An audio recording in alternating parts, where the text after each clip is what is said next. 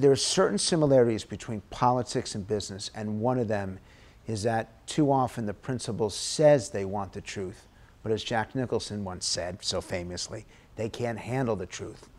Your responsibility, your foremost responsibility, is absolutely to tell them the truth. And here's the good news.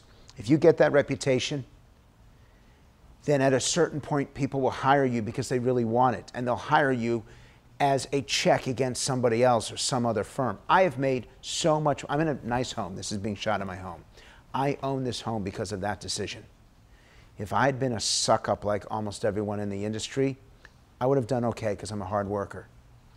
But I can command extra money.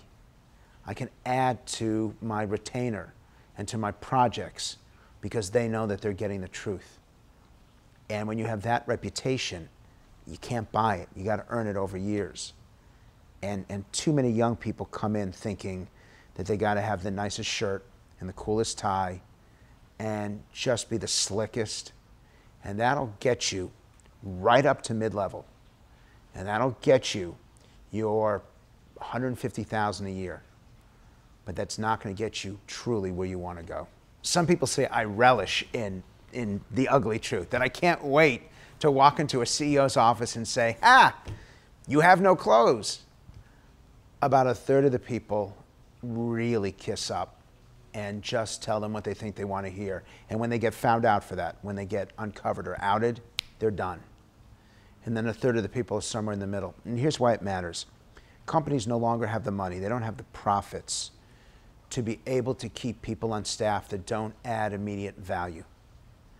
And if you're just a suck-up, you're not telling them anything they don't know. In fact, as part of my pitch, I say to them, if I can't beat your slogan, if I can't beat your current strategy, then don't pay me, because I haven't added anything to your bottom line. That guarantees to them that there's going to be some value in this. And one other aspect in this. You have to focus not on what they say, but on what people hear. Your responsibility is not just to critique their message, their visuals, their presentation, their strategy. It's to focus on it from the audience that will be receiving it and what they get from it. So you can have an incredibly articulate CEO, but if the audience doesn't want to hear the message, then that's a failure. You can have a horrifically articulate CEO that cannot complete a sentence, but if they find a way to explain where they stand, what they did, why they did it, then you've got success. The intent doesn't matter. It's only the result that matters.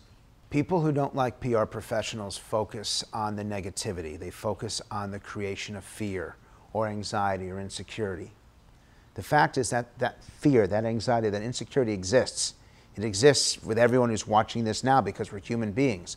And this is a time of great instability and great anxiety. You don't have to create it. The most successful people are those that work with what they have and find a way to address it and resolve it and make people feel better. I don't want to be part of the group that either demonizes or criticizes. I want to be part of the group that makes people feel better about a political issue or an organization or a company or an individual. It's much harder to do the positive than it is the negative. It's much harder to paint this really rosy, beautiful scenario. And some people say it's pie in the sky. But if you can make people feel good, that is actually more lasting and more powerful than the skills that it takes to make people feel bad. You have to be confident that you understand your client, you understand the problem, and you understand the audience. It's in that order. But you also have to be inquisitive. The best people in this profession are those who ask the best questions. And by the way, I am not. There's a gentleman whose name I will not mention that I go with him to pitches just because I love the entertainment. It doesn't matter what product he has, he is going to sell exactly what the client needs. And I want to go with him because to me it's like off-Broadway. It's theater, and I get to do it for free. This is someone who is so attuned to what the client is saying, so attuned to the undercurrent of what the client really needs, that whatever the pitch ends up being is totally dependent on the client's communication rather than on what he's selling. And that happens maybe 1 in 100 times I go to a pitch. And I just fold my arms, sit back and go, okay, work your magic.